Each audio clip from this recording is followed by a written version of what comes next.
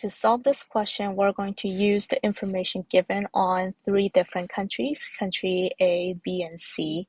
We have their real GDP per capita from year 2000, and also the average annual growth rate of real GDP per capita for each of the countries. Part A asks you to calculate the following ratios of real GDP per capita in 2000. So we have first country B to country A. Country B's real GDP per capita is given as 3250. Country A's real GDP per capita is 38,000. So if you divide 3250 by 38,000, that gives you 0.086. Or if you want to write this in terms of percentages, then you would multiply the ratio by 100 to denote the ratio in terms of percentages, which will give us 8.6%. We'll do the same for country C to country A. Country C's real GDP per capita is given as 250, while country A's real GDP per capita is 38,000. So the ratio between the two is 0.007, or we could do the same thing and multiply the ratio by 100 to denote the ratio in terms of percentages, which will give you 0.7%. Lastly, we need to find the ratio of country C to country B. Again, doing the same exercise, country C's real GDP per capita is 250, divided by country B's real GDP per capita, which is 3250.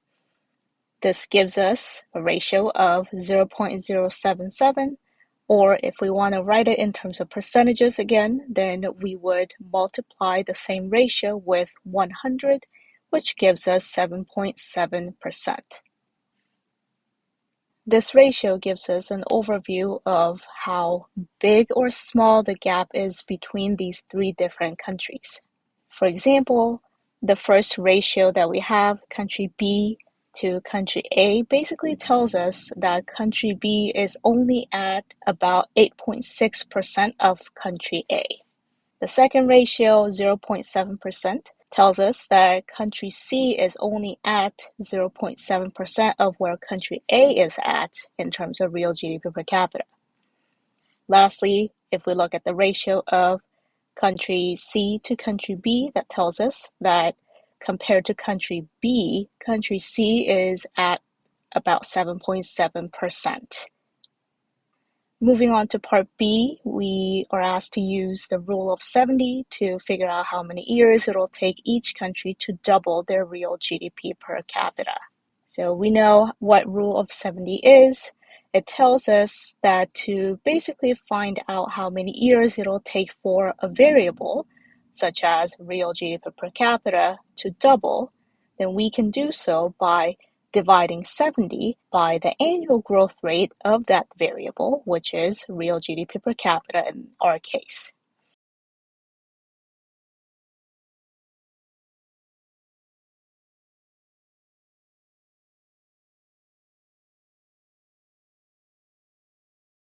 So starting with country A, we know that country A's average annual growth rate of real GDP per capita is 1%. So if you divide 70 by 1, that gives us 70 years. In other words, for country A, for them to double their real GDP per capita, it takes them 70 years.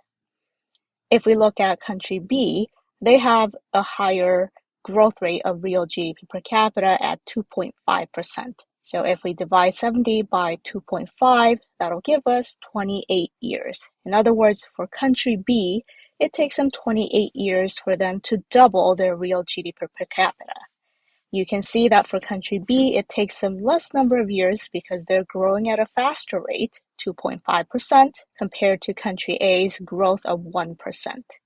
Lastly, if we look at country C, they are growing at an even faster rate of 4% for their annual growth rate of real GDP per capita. If we divide 70 by their average growth rate of real GDP per capita, which is 4, and that gives us 17.5 years. Again, we can see that for country C, it takes them even less number of years to double their real GDP per capita because they are growing at the fastest rate of 4%. Part C asks you to calculate the real GDP per capita of each country in year 2140. Since we're given the real GDP per capita in 2000, Part C is basically asking what happens to the real GDP per capita after 140 years.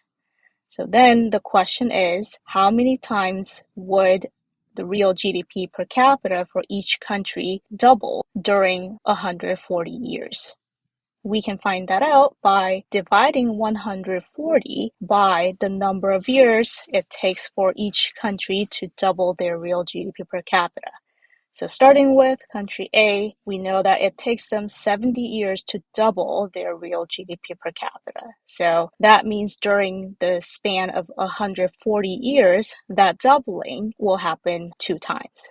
Same for country B. During 140 years, how many times will their real GDP per capita double? Or how many times would those 28 years happen during 140 years? You divide 140 by 28, that gives you 5, which means for country B, real GDP per capita will double 5 times. For country C, if we divide 140 by 17.5, that tells us that country C's real GDP per capita will double 8 times. So using this information for country A, we know that they start at real GDP per capita of 38,000.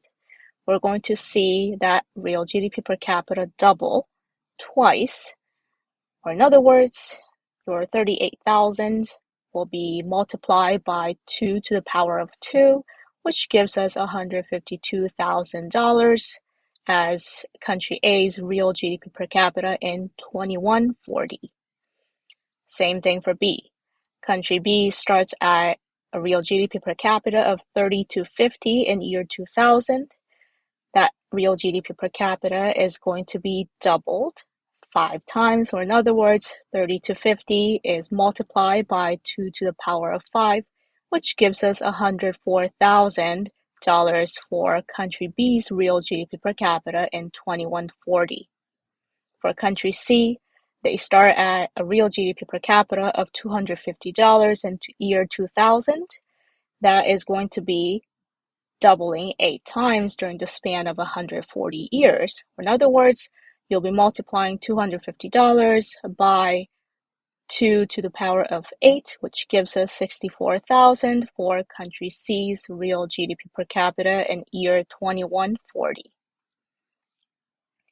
In part D, we're going to do the same exercise as we did in part A, and we're going to calculate the ratios of real GDP per capita in 2140.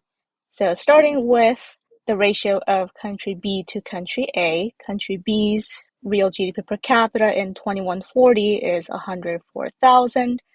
Divide that by country A's real GDP per capita in year 2140, which is 152,000. That gives us a ratio of 0.684, or again, as we know already, we can multiply that ratio by 100 to denote the ratio in terms of percentages, which gives us 68.4%. For the ratio of country C to country A, we use the new number for country C's real GDP per capita of year 2140, which is 64,000. Divide that by country A's real GDP per capita in year 2140, which gives us a ratio of 0.421. Or again, we can multiply that ratio by 100 to denote the ratio in terms of percentages, which gives us 42.1%.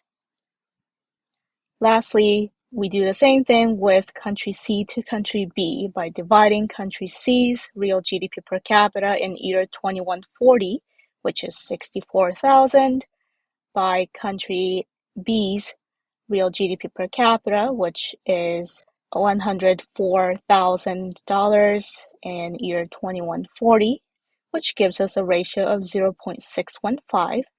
Or again, we can multiply that same ratio by 100 to denote everything in percentages, which gives us 61.5%. Again, these ratios tell us how far apart or how close these three countries are in terms of real GDP per capita now in year 2140. So from the new numbers, we see that for all three countries, their real GDP per capita grew during the 140 years.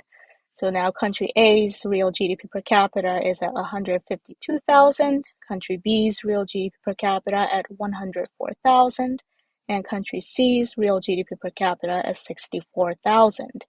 And by using the ratios in part D, we know that country B is now at about 68.4% of country A.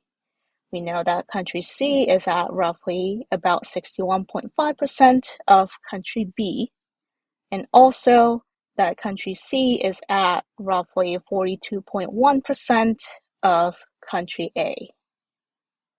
Then are these results supporting the convergence hypothesis?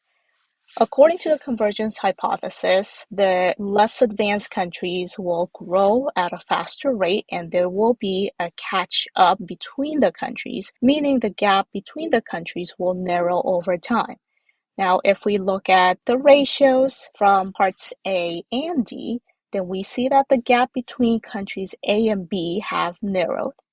The gap between countries B and C have also narrowed, and also the gap between countries A and C have also narrowed as well. This is because country A, which is the most advanced country with the highest real GDP per capita in year 2000, is growing at the slowest rate. The middle country, country B, with the mid-level real GDP per capita, is growing at a mid-level of growth rate of 2.5%, and country C, with the lowest real GDP per capita, is growing at the highest rate of 4%. So because of what we're given in the table, we can already see that country B will be growing faster than country A and will be catching up. And country C will be growing at a faster rate compared to country A and B, and will be growing and catching up at the fastest rate. And so the example that we have here in this question supports convergence hypothesis.